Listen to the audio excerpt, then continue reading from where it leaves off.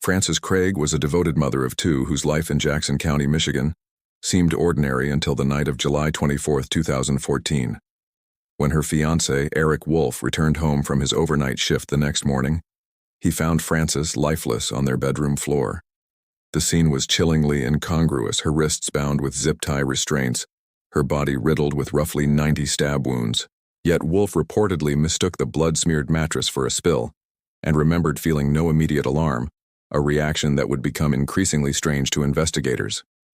Though his response raised suspicion, initial forensic testing ruled Wolf out. A crucial break came through DNA evidence. Investigators discovered a male DNA profile on the zip ties that didn't match Wolf, and that match pointed conclusively to a convicted felon named Cortez Butler. Suddenly, what appeared as a baffling domestic incident was unmasked as a calculated slaying, and Frances's case entered a new, urgent phase. Authorities learned early that Wright had a criminal past steeped in violence.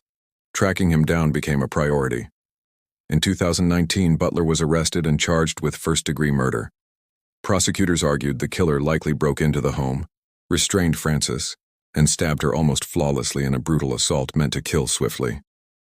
The lack of forced entry did little to deter investigators. Butler had likely used a key or exploit to avoid setting off alarms. Butler pleaded not guilty. His defense rested on claiming the DNA transfer was indirect cross-contamination rather than direct involvement. They also emphasized Wolf's lack of response to the scene, hinting that emotional or psychological factors might impair memory and judgment. Prosecutors countered by focusing on the volume of attack wounds impossible to misinterpret as self-inflicted or accidental. Though the trial hasn't concluded publicly, Frances's story has already sparked debate over how domestic crime scenes are perceived. Some question why Wolf didn't react more strongly. Others question how Butler gained access to the home. One thing became clear. Frances was brutally silenced in a home meant to be a safe haven, and her killer left behind a signature of horror in the form of zip ties and blood.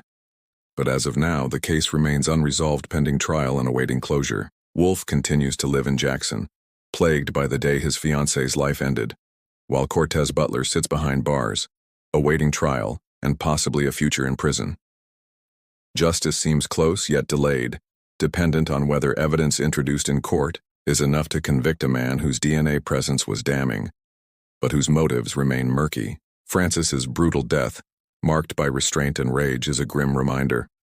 True danger can invade homes and relationships.